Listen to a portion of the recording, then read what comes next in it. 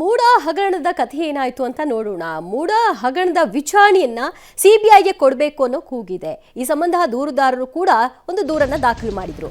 ಇದಕ್ಕೆ ಸಂಬಂಧಿಸಿದ ಹಾಗೆ ಈಗ ತನಿಖೆ ನಡೆಯುತ್ತಾ ಇಲ್ವಾ ಅನ್ನುವಂತಹ ಪ್ರಶ್ನೆ ಜನವರಿ 27ಕ್ಕೆ ಮುಂದೂಡಿಕೆಯಾಗಿರುವ ವಿಚಾರಣೆಯಲ್ಲಿ ಅವತ್ತು ನಿರ್ಧಾರ ಆಗುತ್ತಾ ಕಾದು ನೋಡಬೇಕು.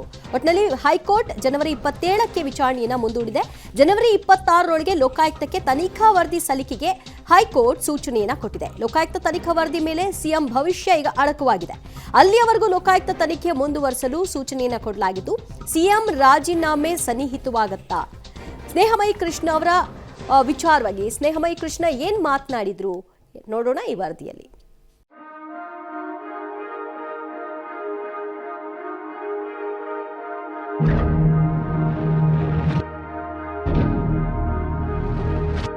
ಸಿಎಂ ವಿರುದ್ಧದ ಮೂಡ ಹಗರಣದ ಪ್ರಕರಣ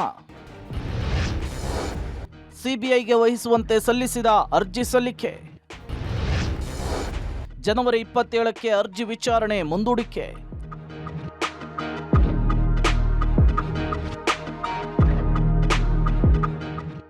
ಸಿಎಂ ಸಿದ್ದರಾಮಯ್ಯ ವಿರುದ್ಧದ ಮೂಡ ಹಗರಣದ ತನಿಖೆಯನ್ನ ಸಿಬಿಐಗೆ ವರ್ಗಾಯಿಸುವಂತೆ ಆರ್ಟಿಐ ಕಾರ್ಯಕರ್ತ ಸ್ನೇಹಮಯಿ ಕೃಷ್ಣ ರಿಟ್ ಅರ್ಜಿ ಹಾಕಿದ್ರು. ವಿಚಾರಣೆ ನಡೆಸಿದ ಹೈಕೋರ್ಟ್ನ ಏಕಸದಸ್ಯ ಪೀಠ ಜನವರಿ 27ಕ್ಕೆ ಮುಂದೂಡಿಕೆ ಮಾಡಿದೆ. ಸಿಎಂ ಪರವಾಗಿ ಹಿರಿಯ ವಕೀಲ ಪ್ರೊಫೆಸರ್ ರವಿವರ್ಮ ಕುಮಾರ್ ಮತ್ತು ಮನು ಸಿಂಘ್ವಿ, ರಾಜ್ಯ ಸರ್ಕಾರದ ಪರವಾಗಿ ಕಪಿಲ್ ಸಿಬಲ್, ಎಜೆ ಶಶಿಕಿರಣ್ ಶೆಟ್ಟಿ ಮತ್ತು ಹಿಂದಿನ ಭೂಮಾಲೀಕ ದೇವರಾಜು ಪರ ದುಷ್ಯಂತ್ ಮತ್ತು ದೂರುದಾರ ಸ್ನೇಹಮಯಿ ಕೃಷ್ಣ ಪರ ಮಣಿಂದರ್ ಸಿಂಗ್ ಅವರು ನ್ಯಾಯಮೂರ್ತಿ ಎಂ ನಾಗಪ್ರಸನ್ನ ಅವರ ಏಕಸದಸ್ಯ ಪೀಠದ ಮುಂದೆ ವಾದ ಮಂಡಿಸಿದರು.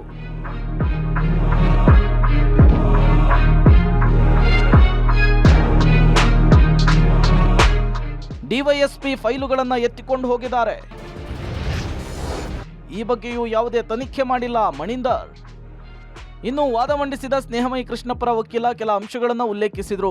ಮೂಡ ವಿರುದ್ಧದ ಆರೋಪಗಳ ತನಿಖೆ ಲೋಕಾಯುಕ್ತರು ನಡೆಸುತ್ತಿದ್ದಾರೆ. ಸ್ವಯಂ ಪ್ರೇರಿತವಾಗಿ ಲೋಕಾಯುಕ್ತ ಮೂಡ ಪ್ರಕರಣದ ತನಿಖೆ ನಡೆಸುತ್ತಿದೆ. ಮೂಡದ ದಾಖಲೆಗಳನ್ನು ಸರ್ಕಾರ ರಚಿಸಿದ ಆಯೋಗ ತೆಗೆದುಕೊಂಡಿದೆ. ನಗರಾಭಿವೃದ್ಧಿ ಇಲಾಖೆಯ ಅಧಿಕಾರಿಗಳು 140 ಫೈಲುಗಳನ್ನು ತೆಗೆದುಕೊಂಡಿದ್ದಾರೆ.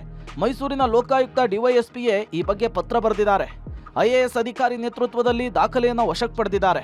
ಇನ್ನು ಫೈಲನ್ನು ತೆಗೆದುಕೊಂಡು ಹೋದ ಬಗ್ಗೆ ಯಾವುದೇ ತನಿಖೆ ಆಗಿಲ್ಲ ಅಂಥೇಳಿ ಕೋರ್ಟ್ ಗಮನಕ್ಕೆ ತಂದರು.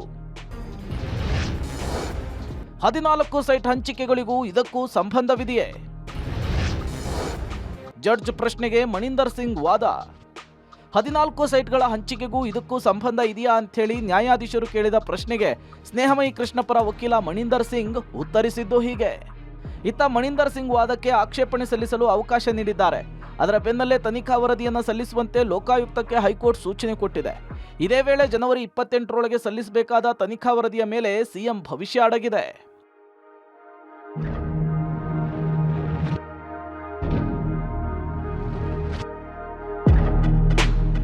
ಸ್ನೇಹಮಯಿ ಕೃಷ್ಣ ಪರವಾಗಿ ಹಿರಿಯ ವಕೀಲ ಮಣಿಂದರ್ ಸಿಂಗ್ ಅವರು ಇವತ್ತು ವಿಚಾರಣೆಗೆ ಹಾಜರಾಗಿದ್ದರು. ಆ ಸಂದರ್ಭದಲ್ಲಿ ಮೂಡದ ಒಳಗೆ ದಾಖಲಾತಿಗಳನ್ನು ಕಳವು ಮಾಡಲಾಗ್ತಿದೆ. ಅದು ಒಬ್ಬ IAS ಅಧಿಕಾರಿಯೇ ಈ ಪ್ರಕರಣದಲ್ಲಿ ಅಂದರೆ ಕಳವು ಪ್ರಕರಣದಲ್ಲಿ ಭಾಗಿಯಾಗಿದ್ದಾರೆ ಅನ್ನೋ ಆರೋಪವನ್ನು ಕೂಡ ಮಾಡಿರುವಂಥದ್ದು. ಜೊತೆಗೆ ಈ ಪ್ರಕರಣದ ಮಾಹಿತಿಗಳು ಕೂಡ ಸಾಕಷ್ಟು ಸೋರಿಕೆ ಆಗ್ತಾ ಇದೆ. ಜೊತೆಗೆ 3 ಪೊಲೀಸ್ ಅಧಿಕಾರಿಗಳು ಈ ಪ್ರಕರಣದಲ್ಲಿ ಭಾಗಿಯಾಗಿದ್ದಾರೆ ಅನ್ನೋ ಆರೋಪವನ್ನು ಕೂಡ ಮಾಡಿದ್ರು. ಆರೋಪಗಳಿಗೆ ಪೂರಕವಾದ ಸಾಕ್ಷಿಗಳನ್ನು ಹೈಕೋರ್ಟ್ನ ಗಮನಕ್ಕೆ ತರ್ತೀನಿ ಅಂತೇಳಿ ಕೂಡ ಹೇಳಿರುವಂಥದ್ದು. ಈಗ ವಾದವನ್ನು ಆಲಿಸಿದಂಥ ನ್ಯಾಯಾಲಯ ಜನವರಿ 27ನೇ ತಾರೀಕಿಗೆ ಅರ್ಜಿ ವಿಚಾರಣೆಯನ್ನು ಕಾಯ್ದಿರಿಸಿದೆ. ಅವತ್ತು ಮಧ್ಯಂತರ ಆದೇಶ ಬರುತ್ತಾ ಅಥವಾ ಸಂಪೂರ್ಣ ಆದೇಶ ಬರುವಂಥ ಸಾಧ್ಯತೆಗಳಿದೆಯಾ ಅನ್ನೋದ್ರ ಬಗ್ಗೆ ಕೂಡ ಸಾಕಷ್ಟು ನಿರೀಕ್ಷೆಗಳಿರುವಂಥದ್ದು. ಸೈಟ್ ವಾಪಸ್ ಕೊಟ್ಟು ತಪ್ಪು ಒಪ್ಪಿಕೊಂಡಿದ್ದಾರೆ. ದೂರುದಾರ ಸ್ನೇಹಮಯಿ ಕೃಷ್ಣ ಪುನರುಚ್ಚಾರ. ಸಿಎಂ ರಾಜೀನಾಮೆ ಸನ್ನಿಹಿತ ಅಂತ ಭವಿಷ್ಯ.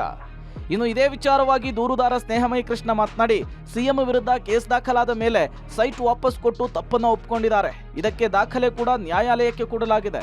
ನಾವು ಕೊಟ್ಟ ಪ್ರಮಾಣ ಪತ್ರಕ್ಕೆ ತಕರಾರು ಸಲ್ಲಿಸಲು ನ್ಯಾಯಾಲಯ ಸಿಎಂ ಪರ ವಕೀಲರಿಗೆ ಅವಕಾಶ ಮಾಡಿಕೊಟ್ಟಿದೆ ಅಂತ ಹೇಳಿದರು. ಸರ್, ಈ ಪ್ರಕರಣವನ್ನು ಸಿಬಿಐಗೆ ಕೊಡೋದಕ್ಕೆ ಏನು ಕಾರಣ ಅಂತೇಳಿ ಮುಖ್ಯವಾಗಿ ಗಮನಕ್ಕೆ ತಂದಿದ್ದಾರೆ. ಮುಖ್ಯವಾಗಿ ಸಿದ್ದರಾಮಯ್ಯ ಅವರು ಏನು ಈ ಪ್ರಕರಣ ದಾಖಲಾಗ್ತಿದ್ದಾಗೆ 14 ನಿವೇಶನ ವಾಪಸ್ ಕೊಡುವ ಮೂಲಕ ತಮ್ಮ ತಪ್ಪನ್ನು ಒಪ್ಪಿಕೊಂಡಿರುವಂಥದ್ದು ತಿಳಿಸಿದ್ದಾರೆ.